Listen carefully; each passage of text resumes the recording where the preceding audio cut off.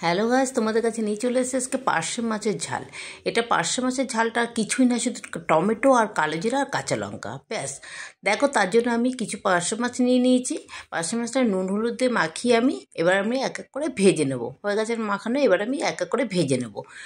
বন্ধুরা, তোমরা এই ভিডিওটা তোমাদের কাছে আমি শেয়ার করছি, আমার খুব ভালো লেগেছে। হালকা পাতলা, এটা কোনো ঝামেলা নেই, কিছু নেই, তাই তোমাদের কাছে আমি শেয়ার করলাম। বন্ধুরা, সত্যি বলছি, এটা খুব ভালো লাগে খেতে। আর এই ভিডিওটা যে ভালো লাগে অবশ্যই একটা লাইক করো, কমেন্ট করো।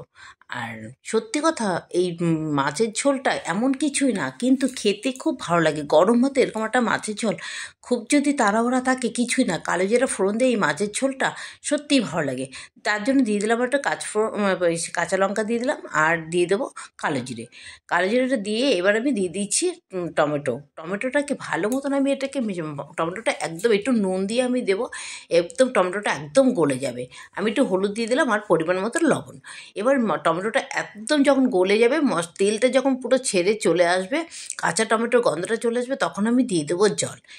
এইরকম একটা মাছের ঝোল গরম গরম ভাতে সত্যি যে কি ভালো লাগে, সে বলার মতন না।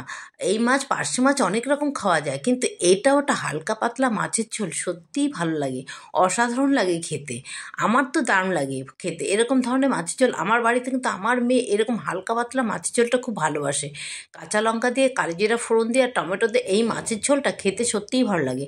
হয়ে গেছে আমার মাছের ঝোলটা, ঝোল ফুটে গেছে, মাছ দিয়ে দিয়েছি, এবার আমি মাছের ঝোলটা নামিয়ে নিচ্ছি।